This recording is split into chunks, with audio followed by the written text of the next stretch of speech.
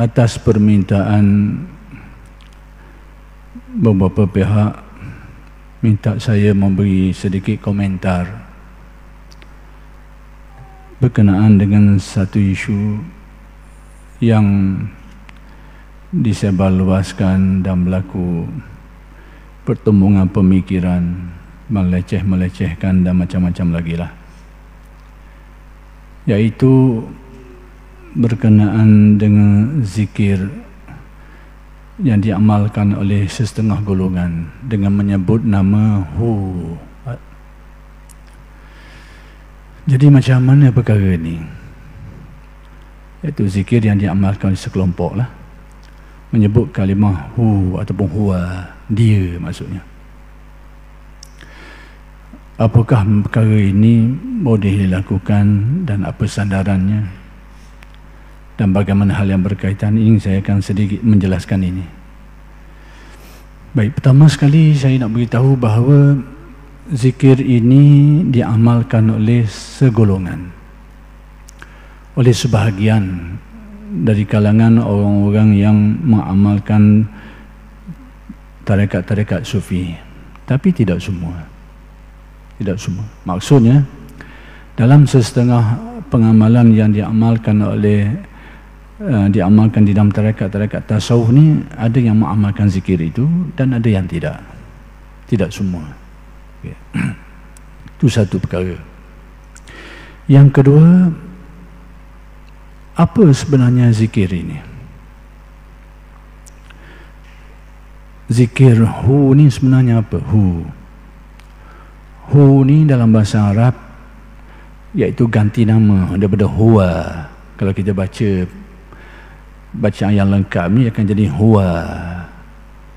Bila kita stop, kita ringkaskan, dia akan jadi Hu. Seperti dalam ayat Al-Quran, La ilaha illahu, bila kita hentikan dia akan jadi Hu. Kalau kita hidupkan dia, La ilaha illa huwa. Itu. Jadi zikir Hu itu daripada perkataan Huwa, iaitu ganti nama. Maksudnya apa? Dia. Jadi dia ini, siapa yang dimaksudkan dengan dia? Sudah tentu yang dimaksudkan dengan dia adalah Allah. Jadi bila disebut Hu itu atau Huwa itu, maksudnya dia, iaitu Allah. Jadi sebahagian ahli tarekat ada yang mengamalkan zikir seperti ini, dan tidak semua. Tidak semuanya. Dan saya tak nak menjelaskan tarekat mana, itu panjang cerita. Kita nak fokus kepada dari mana sumbernya dan boleh ke tak. Itu kita nak gambar. Jadi kita tahu secara umumnya dulu macam mana kita nak berzikir. Apa yang kita boleh lakukan kalau kita nak berzikir? Macam-macam. Nabi ajarkan kita bermacam-macam perkara. Kalau kita nak bertahlil pun boleh. Dengan jalan tahlil, kita berzikir La ilaha illallah. Atau kita nak bertahmid, maka kita ucapkan Alhamdulillah. Atau kita nak bertakbir, kita akan ucapkan Allahu Akbar. Atau kita nak bertasbih, maka kita akan sebut Subhanallah. Itu kalimat-kalimat zikir yang boleh diamalkan. Maka termasuk juga kalimat-kalimat yang boleh dizikirkan ini surah-surah Al-Quran. Surah Al-Quran. Orang yang dia rasa rajin, masa dia banyak, dia nak berwirid, berzikir dengan surah Al-Baqarah. Dia baca, habis sambung. Tak ada masalah. Dia nak berzikir, berwirid dengan membaca surah Al-Baqarah. Tak ada masalah. Atau nak ambil surah-surah pendek. Surah-surah pendek. Surah Al-Ikhlas, dia baca 100 kali sehari, 1000 kali sehari. Tak ada masalah. Itu termasuk dalam jumlah-jumlah zikir yang boleh diamalkan. Maksudnya kita berzikir dengan surah-surah Al-Quran. Tak ada masalah. Nak berzikir dengan surah Yasin, silakanlah. Nak baca pagi sekali, petang sekali, pagi sekali, petang sekali. Nak berwirid dengan surah Yasin, tak ada masalah. Nak berwirid dengan surah Sajdah ataupun dengan surah Al-Mulk, silakan, tak ada masalah. Tiap-tiap semayang, setiap kali lepas semayang nak baca surah Sajdah, silakan, tak ada masalah. Boleh. Tak ada orang kata tak boleh, kecuali orang yang sakit. Sakit ni.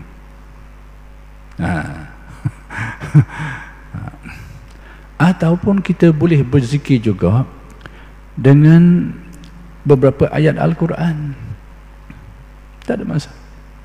Kita nak ambil satu ayat Al-Quran, sepotong ayat Al-Quran, mana-manalah, dan kita nak wiridkan dia. Contohnya Bismillahirrahmanirrahim. Kita nak wirid itu Bismillahirrahmanirrahim, Bismillahirrahmanirrahim, sebagai satu ayat Al-Quran itu. Nak wiridkan dia, nak zikirkan dia, tak ada masalah. Atau suatu ungkapan di antara ungkapan-ungkapan yang ada dalam Al-Quran. Kita nak ambil dalam sekian banyak ayat Al-Quran itu beberapa ungkapan yang jelas maknanya, yang boleh kita laksanakan, amalkan. Tak ada masalah. Contohnya la haula wala quwwata illa billah. Itu satu ungkapan dalam Al-Quran. Jadi kita berzikir dengan la haula wala quwwata illa billah, la haula wala quwwata illa billah, tak ada masalah. Dan tak ada orang kata tak boleh, kecuali yang macam saya kata tadi lah, orang yang cara berfikir dia tu sakit. Kata tak boleh. Adapun dia ambil perkataan-perkataan lain, satu ungkapan dalam Al-Quran yang sesuai. Hasbunallah wa ni'mal wakil. Dia nak zikirkan kalimat itu, silakan, tak ada masalah. Hasbunallah wa ni'mal wakil, hasbunallah wa ni'mal wakil. Tidak zikirkan. Itu satu ungkapan di antara ungkapan Al-Quran, tidak salah, asalkan maknanya jelas. Tapi janganlah ambil kalimah la ilaha illa ana. Dalam Al-Quran ada perkataan tu, la ilaha illa ana fa'budni wa aqimis salata li zikri. Nak ambil kalimah tu, la ilaha illa ana, la ilaha illa ana, maksudnya tidak ada Tuhan melainkan aku. Beratlah. Beratlah gitu. Jadi nak beritahunya, kita nak berzikir dengan surah Al-Quran boleh, atau surah panjang ke surah pendek ke, apa nak berzikir dengan ayat-ayat Al-Quran yang jelas maknanya, yang boleh kita zikirkan, atau beberapa kalimat ungkapan Al-Quran nak dizikirkan, tak ada masalah, boleh, tak ada orang larang, dan tidak ada larangan, kecuali yang sakit ni tadi, sakit gaya berfikir. Maka zikirhu ini adalah satu ungkapan di antara ungkapan Al-Quran.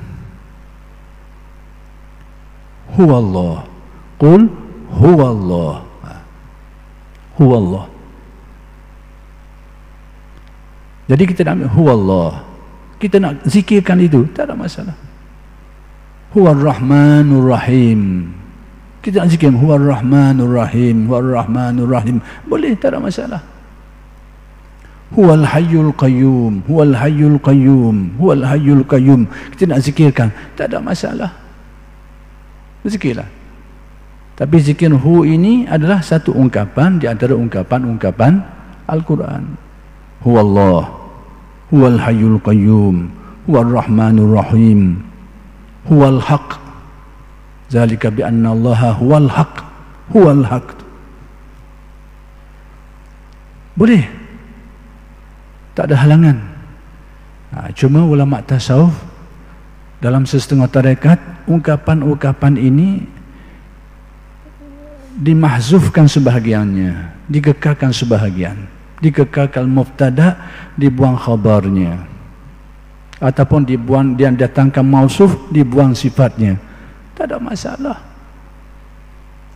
Contohnya huwallah, dialah Allah. Dalam bahasa Arab ini, struktur bahasa Arab orang panggil mubtada khabar. Jadi dalam bahasa Arab, kita nak buang khabar boleh, ataupun nak buang mubtada pun boleh, tak ada masalah dalam Al-Quran. Jadi Zikir hu itu ungkapan yang lengkapnya huwallah, ataupun huwar rahmanur rahim, ataupun huwal hayyul qayyum. Dialah Allah, dialah yang maha pemurah, maha penyayang. Dialah huwal hayyul qayyum, dialah yang maha hidup, yang maha menguruskan alam semesta ini. Huwal haq, dialah Tuhan yang sebenar-benarnya. Dia. Jadi ulama tasawuf sebahagian mereka itu mengambil yang muftadaknya itu huwa, ataupun direngkakan jadi hu, tapi dari segi pengisiannya huwallah, huwar rahmanur rahim, huwal haq, huwal hayyul qayyum. Bermacam-macam maknanya itu. Lalu mereka mengekalkan hu itu sebagai kalimat asalnya itu yang ada makna dia itu, yang ada pengertiannya itu, tapi dibuang. Dan tidak salah dari segi bahasa Arab. Nak kabarnya tidak salah dari segi bahasa Arab. Jangan tanya orang dengar tu kira apa telinga orang. Yang penting orang yang mengucapkan tu, apa yang dia ucapkan tu ada makna tak? Ada erti tak? Itu yang penting. Dengar orang cakap, dengar orang, telinga orang apa Quran yang enggak macam suara lebah bolong kali. Kita dengar orang apa Quran kan bunyi macam lebah je. Layan apa ke telinga orang? Dalam ambil telinga orang tu, yang penting hak empunya badan tu, hak berzikir tu, dia sebut benda tu apa inti dia, apa makna dia, apa isi dia. Di situ ukurannya. Jadi dalam bahasa Arab kita boleh mengekalkan dan membuang jumlah yang, kalau ambil mubtada boleh buang khabarnya tu. Dah ada ke gini? Ada ke gini? Soalannya ada dah. Tengok apa yang berlaku pada Sayyidina Bilal. Sayyidina Bilal ketika dia diazab, dia diseksa, apa ungkapan dia? Menurut riwayat, ahad, ahad, ahad, ahad, ahad. Dah apa benda? Yang esa, yang esa. Kalau bahasa Arab panggil ayat tu ayat sekerak lah, tergantung. Asalnya Allahu ahad, Allahu ahad. Itu ungkapan dia. Tapi dibuang mubtada tu, tinggal khabar dia, ahad, ahad. Tidak salah. Tidak salah. Kalau nak kata salah, salahkanlah apa yang dibuat oleh Bilal tu. Ahad, ahad disebut. Yang Maha Esa, yang Maha Esa. Dan siapa dia? Jadi orang hak dengar tu, jangan tanya orang dengar tu, kena tanya tuan hak tukang cakap tu. Dia kata benda Allahu ahad, Allah tu Maha Esa, Allahu ahad. Tapi dibuang, ditinggalkan khabarnya saja. Ahad, ahad. Jadi boleh. Boleh. Uslub ini dalam bahasa Arab tidak salah. Tidak salah dari segi bahasa Arab. Itu dia. Baik. Apatah lagi huwa ini menurut satu pendapat merupakan al-ismul azam. Lebih-lebih lagi, huwa itu sendiri menurut satu pendapat dia adalah al-ismul azam. Apa ismul azam? Iaitu nama Allah Subhanahu Wa Taala yang maha agung, yang paling agung sekali. Allah Ta'ala ni ada al-asma'ul husna. Al-asma'ul husna. Berapa al-asma'ul husna? Ada 99. Dah terhad kepada 99 saja? Tidak. Dalam hadis yang sebut Allah Ta'ala ada tis'atan wa tis'ina asman tadi itu, Allah Ta'ala ada 99 nama itu yang disebut dalam hadis itu, yang disebut dalam riwayat itu. Man ahsaha dakhalal jannah. Siapa yang menghitungnya, dia akan masuk syurga. Yakni dia orang menghayatinya, meyakininya, dan dia faham semua itu, menjadi pegangan dia, keyakinan dia, insya-Allah balasan syurga. Man ahsaha dakhalal jannah. Jadi yang 99 itu adalah yang disebut dalam hadis tu. Ada lagi asmaul nama-nama Allah yang tidak disebut dalam hadis tu. Antaranya Al-Hannan, Al-Mannan, itu juga nama Allah. Tapi nama-nama ni tidak ada dalam senarai 99 tu, tak ada dalam senarai tu. Tapi juga termasuk nama-nama Allah. Maka antara yang berkait adalah disebut sebagai Al-Ismul A'zam, nama yang teragung. Jadi nama yang teragung ini menurut riwayat ada berbagai-bagai riwayat. Ada riwayat menyebut Ismul A'zam ini ada pada 2 ayat, iaitu Allahu la ilaha illa wal hayyul qayyum. Ayat lagi iaitu Alif Lam Mim, ayat awal surah Al-Imran tu. Dalam satu ayat dalam surah Baqarah dan satu ayat dalam surah Al-Imran. Ada riwayat menyebut, dia kata Ismul A'zam ada dalam 2 ayat ni. Ada riwayat lain menyebut cerita lain lagi, ada seseorang tu dia dalam sembahyang dia baca satu doa, Nabi dengar, Nabi kata orang ini telah berdoa dengan menyebut nama Al-Ismul A'zam. Jadi nak kabarnya riwayat-riwayat hadis yang berkaitan dengan Ismul A'zam ini, apa itu Ismul A'zam? Nama Allah yang teragung. Nama yang teragung. Jadi berdasarkan riwayat-riwayat hadis, nama-nama Allah yang teragung ni, nama-nama dia hak teragung ni berdasarkan hadis berbagai-bagai. Ada hadis tu, beberapa hadis yang menyebut tentang Al-Ismul A'zam ni menunjukkan makna yang berbeza-beza. Jadi ulama khilaf tentang perkara ni. Sebab apa? Sebab hadis berbeza-beza. Jadi Al-Imam Ibn Hajar Al-Asqalani dalam Fathul Bari, dia telah mengulah perkara ni, ikhtilaf ulama ni tentang Al-Ismul A'zam ni. Jadi Ibn Hajar dalam kitabnya Fathul Bari itu dia telah menjelaskan perkara ni, dan disebut, dia kata pendapat-pendapat ulama tentang Ismul A'zam ni ada 14, dia kata. Ada 14 pendapat. Dan setiap pendapat itu dia ada hujah dia sendiri, dia ada dalil dan sudut pandang dia sendiri. Itu dihuraikan oleh Al-Imam Ibn Hajar di dalam Al-Asqalani, bukan Haytami, Ibn Hajar Al-Asqalani dalam Fathul Bari. Dia jelas. Jadi dia kata, kesimpulan dia kata, dia telah menghuraikan pendapat-pendapat ulama dan menentukan mana Ismul A'zam ni. Dia kata ada 14 pendapat, dia kata. Maka disebut pertama sekali Huwa tadi adalah merupakan Ismul A'zam. Yang kedua Allah itu sendiri adalah Ismul A'zam. Dan adalah lagi beberapa 14 pendapat. Cuma nak beritahunya, salah satu di antara pendapat ulama berkaitan dengan Ismul A'zam adalah kalimah hu tadi tu, kalimah hu tu, huwa tadi tu. Itu adalah merupakan Ismul A'zam yang Nabi kata, sesiapa yang berdoa dengannya ajabah, Allah Ta'ala akan perkenankan. Siapa yang minta, Allah Ta'ala akan a'ta, Allah Ta'ala akan berikan. Kalau dia berdoa kepada Allah, dia minta dengan Allah dengan Ismul A'zam ni, dia akan dia akan ditunaikan, dia akan diberi. Jadi berdasarkan riwayat ini, apatah lagi kalimah hu itu berdasarkan pendapat tadi adalah merupakan salah satu di antara atas pendapat tu merupakan Al-Ismul A'zam. Takkan salah pula kita sebut. Takkan jadi salah pula menyebut Ismul A'zam berdasarkan pendapat tadi. Jadi kalau kita tak mahu terima pun, tak setuju pun, tak payah terimalah. Ulama pun tak paksa kita tak terima. Cuma orang yang mengamalkannya, mereka berpandukan kepada keterangan-keterangan ini, dalil-dalil.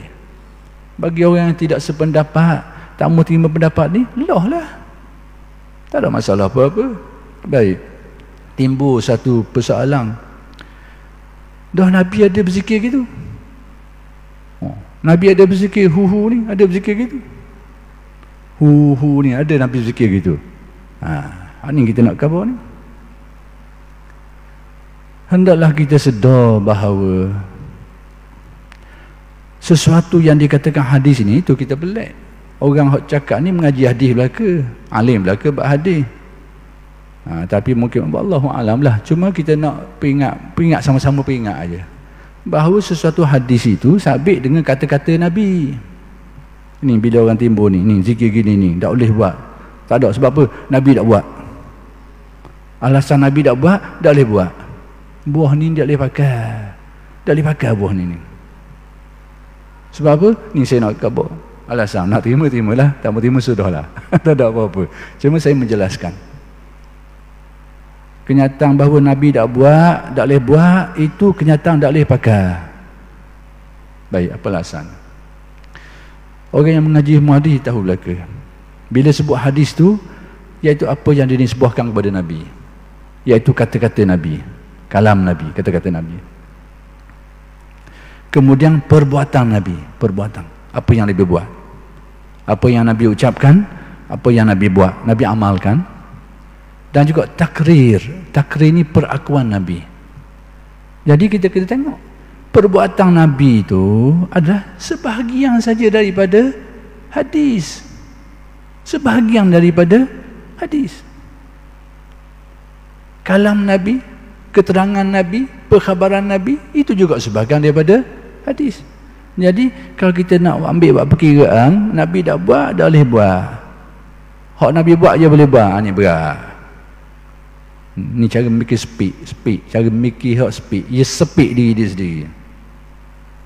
Kerana hadis itu kadang-kadang ada benda yang Nabi tak buat, tetapi Nabi suruh, Nabi beri kebenaran, Nabi perakukan, tapi Nabi tak buat. Nabi tak buat. Ini saya Nabi contoh. Benda-benda yang Nabi tak buat, tapi Nabi suruh, Nabi galakkan, Nabi memberi kebenaran dan sebagainya. Sebab tu hendaklah kita tahu, tidak semua yang Nabi buat tu kita boleh buat. Tak semua. Dan tidak semua yang Nabi tak buat tu tak boleh buat. Baik. Tidak semua yang Nabi buat kita boleh buat. Sebab apa? Ada benda-benda yang menjadi khususiah bagi Nabi. Nabi bini 9, dah kita nak ikut juga. Tapi orang yang kata sini nak pakai tu. Jadi kata apa ni? Cari jalan nak suruh boleh. Nabi buat kata 11 atau 9 lah kira lah. Nabi tidur tak bertahu tu, dah kita nak pakai agak bawah tu. Cuba tak tidur khokang bangun gitu je. Jangan ambil semayang-semayang lah. Nak buat agak gitu. Sebab tu tidak semua benda yang Nabi buat boleh kita buat, tidak semua. Maksud ada benda-benda. Jadi saya nak kabarnya kaedah, Nabi tak buat tak boleh, Nabi buat je boleh. Itu tak boleh pakai kaedah tu. Tak boleh pakai. Baik, saya ambil contoh lagi. Contoh yang disangkakan orang, Nabi buat tak tadi? Tak buat, tak boleh buat. Ni nak khabar bahawa pemikiran ni pemikiran tak boleh pakai. Ni minta maaf lah saya khabar tu sekarang. Ini gaya berfikir Salafi Wahabi. Khabar tu kan lalulah, senang. Apa ni kita kiyah-kiyah kau sekarang tak apalah, saya sekala. Khabar tu kan. Ini otaknya Salafi Wahabi, gaya mikir dia. Dah nak kata kau ni gaya mikir dia pesannya gitu dah. Kau kata apa? Baik, saya beritahu.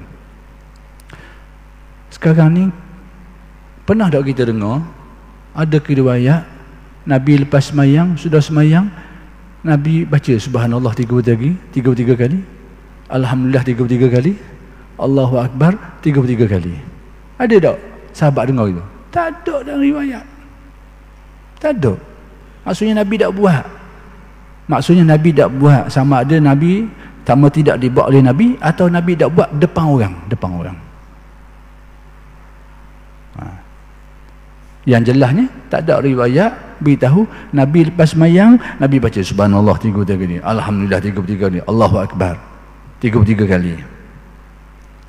Tetapi galakkan mengamalkan itu ada dalam hadis Nabi, galakkan dia tu.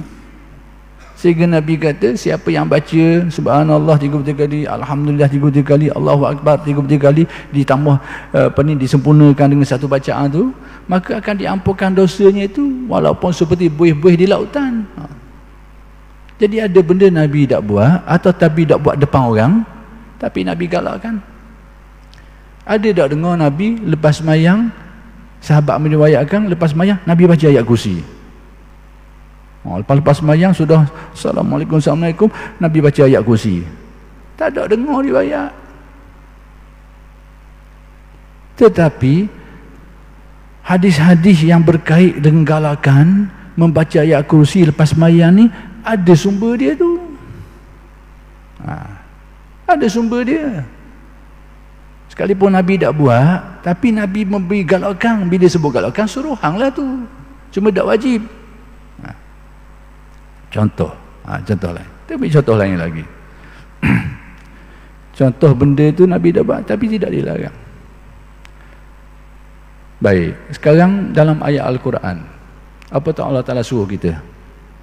Qul ud'ullaha aw ud'ur rahman ayyamma tad'u falahul asmaul husna. Serulah nama Allah, serulah nama Ar-Rahman. Mana-mana nama yang kamu suruh itu, maka Allah Ta'ala itu ada nama-nama yang baik. Maksudnya kita disuruh menyeru nama Allah, berdoa kepada Allah, menyeru nama dia menggunakan Al-Asma'ul Husna. Baik, sekarang saya nak tanya secara orang ramai, cara mula. Pernah tak kita dengar Nabi menyeru, berzikir, berwirid menggunakan perkataan Al-Haq? Di antara Asma'ul Husna itu adalah perkataan Al-Haq. Ada tak riwayat, pernah tak dengar sahabat meriwayatkan ataupun ada orang dengar Nabi berwirid ya haq ya haq, ataupun dibuang kalimah ya tu, tinggal haq haq haq. Pernah dengar tak gitu? Tak ada pernah orang dengar. Dah boleh tak? Boleh tak? Sedangkan ayat tu suruh qul ud'ullaha aw ud'ur Ar-Rahman. Serulah nama Allah, serulah nama Rahman, ayyamma tad'u, mana-mana saja yang kau seru, falahul asmaul husna. Allah Ta'ala tu ada nama al-asma al-husna. Jadi berdasarkan ayat ni, tak salah kita sebut ya haq ya haq, ataupun kita buang kalimah nida tu. Bahasa Arab boleh. Asalnya ya Allah ya Allah, nak buang kalimah nida tu tinggal Allah Allah saja, boleh dalam bahasa Arab kalau mengaji bahasa Arab, kecuali mengaji bahasa Urdu. Itulah mengaji bahasa Urdu tak ada lah. Dalam bahasa Arab boleh. Jadi persoalan kita ambil salah satu daripada Asma'ul Husna tu, Al-Haq, lalu kita berzikir dengan dia ya haq ataupun haq haq. Itu sebahagian daripada Asma'ul Husna. Ayat tadi suruh ayyamma tad'u tu, mana-mana yang kamu suruh, yang berpanggil, yang mensuruh Allah Ta'ala, maka Allah Ta'ala falahul asma'ul husna, dia ada nama-nama yang baik. Jadi berdasarkan ayat tu boleh kita kata Al-Haq. Tapi nak tanya saya, ada tak kita dengar Nabi baca gitu? Pernah ke sahabat riwayat Nabi petang ke pagi ke Nabi dengar haq haq haq ataupun ya haq ya haq ya haq? Maksudnya, wahai Tuhan yang sebenar-benar Tuhan, tunjukkanlah aku kebenaran. Wahai Tuhan yang sebenar-benar Tuhan, berikanlah aku pedoman jalan yang lurus, dan sebagainya. Tunjukkanlah aku kebenaran dan sebagainya. Itu maksud ya hak tadi tu, atau mana-mana lain yang berkaitan. Jadi memang tak pernah dengar. Dah boleh tak? Nak kata tak boleh ke mana?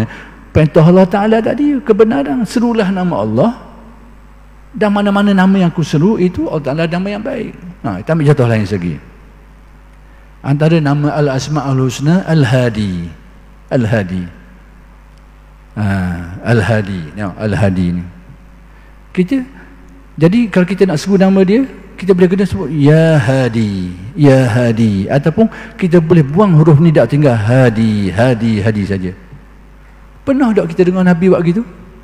Ada tak riwayat Nabi duduk wirid dalam jalan ke baca ni, pas sembahyang ke pagi petang ke Hadi, Hadi, Hadi? Ada? Ataupun ya Hadi? Tak ada dengar. Dah boleh tak? Apa tak bolehnya ayat Quran khabar tadi tu? Nak khabarnya bahawa apa yang Nabi tak buat tidak semestinya tak boleh. Tak semestinya tak boleh. Kerana ayat tadi. Jadi pemikiran ada sekelompok kita ni, Nabi tak buat, tak boleh. Ni dah boleh pakai buah tu otak speak tu. Memahami perkara. Banyak benda. Baik, kita ambil contoh lain lagi. Nak contoh tak ada dengar Nabi sebut, tapi benda tu tidak dilarang. Baik, contoh. Biar panjang aja contoh boleh, tapi habis masa malam ni. Baik. Saya ambil contoh kontroversi sikit. Kita ambil kontroversi sikit lah. Contoh apa benda? Istighasah. Istighasah ni kita minta tolong dengan orang lain, dengan selain daripada Allah Ta'ala. Minta tolong. Kita minta tolong dengan orang. Kalau depan mata, orang ada soal. Orang tak ada depan mata ni. Ya Rasulullah contohnya. Rasulullah duduk Mekah tu. Sudah wafatnya, makam dia ada di Madinah tu. Rasulullah duduk di Madinah, makam di sana. Kita, ya Rasulullah, tolonglah aku. Boleh tak? Panggil istighasah. Ni kau tanya Salafi Wahabi memang kafir ya. Syirik lah. Memang kerja dia gitu sama dah tu, memang kerja utama dia. Mensyirikkan orang Islam, mengkafirkan orang Islam, membidahkan Islam. Memang kerja utama dia tu. Tanya dia, memang syirik lalu lah. Nak kabarnya. Baik. Persoalan sekarang, nak bagi contoh. Tak apa, tu selingan dah. Memang, minta maaf lah saya kabar. Memang kerja dia tu. Memang dia suka tu. Syirikkan orang Islam, kafirkan orang Islam, bidahkan orang Islam. Memang, hal tu Ibrahim no. Suka benar itu tu. Baik. Sekarang pernah tak kita dengar Nabi buat gitu?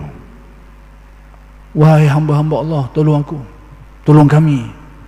Nabi pergi masuk dalam duduk padang pasir ke? A'inu ibadallah, wahai hamba-hamba Allah, tolong aku. A'inuna ibadallah, wahai hamba-hamba Allah, tolong aku. Pernah tak kita dengar Nabi buat gitu? Nabi amal sendiri tak pernah dengar. Kita tak dengar. Dah persoalan sekarang, boleh tak nak buat? Masalah sekarang, Nabi ada ajar kepada sahabat. Nabi ada ajar kepada sahabat. Nabi kata, Nabi menjelaskan hadisnya pelbagai turuk. Darul Ifta di Mesir tadi memfatwakan hadis ni dengan pelbagai turuknya tu, pelbagai sanad dia tu bertaraf hasan hadis ni. Ada setengah yang dhaif, tapi banyak turuk, banyak cabang, banyak sumber periwayatan. Capo-capo mereka menilai taraf hadisnya hasan. Tak apalah. Kalau khabar dhaif, gang-gang ni nak mewakal lalu. Tak apalah, kita ambil ni. Hadisnya pelbagai ada kalimat-kalimat ada kelainan, tapi saya ambil secara umum, secara ringkas. Nabi khabar bila pertama sekali Nabi cerita tentang ada sekumpulan malaikat yang kerja duduk catat daun-daun hak luruh ni, daun-daun hak luruh ni. Lalu Nabi kata, apabila seseorang kamu itu dalam pelbagai uslub lah ni, saya ambil makna yang keseluruhan tadi, sekiranya seseorang kamu dia ada hajat. Kalimat yang dipakai Nabi itu berbeza-beza dalam pelbagai riwayat tadi tu. Sekiranya seorang kamu tu ada hajat dan dia berada pada tempat yang tak ada orang. Ada satu riwayat menyebut dia berada pada tempat falah ni tanah kosong tak ada orang. Dia ada hajat dan dia duduk tempat yang tak ada orang. Dia ada keperluan, dia kesusahan masa tu, dia ada keperluan masa tu, dan dia berada tempat tak ada orang ataupun di tanah lapang. Apa yang Nabi ajar? Fal yunadi, hendaklah dia berseru, a'inu ibadallah, wahai hamba-hamba Allah. Tak ada orang, tapi Nabi ajar berseru, wahai hamba-hamba Allah, tolonglah, tolong. Sedangkan dalam riwayat kita tak dengar Nabi buat gini, tapi Nabi ada ajar kepada sahabat. Maksudnya boleh buat. A'inu ibadallah. Ada riwayat yang lain menyebut ibadallah a'inuna ataupun arisuna, kalimat yang berbagai-bagai.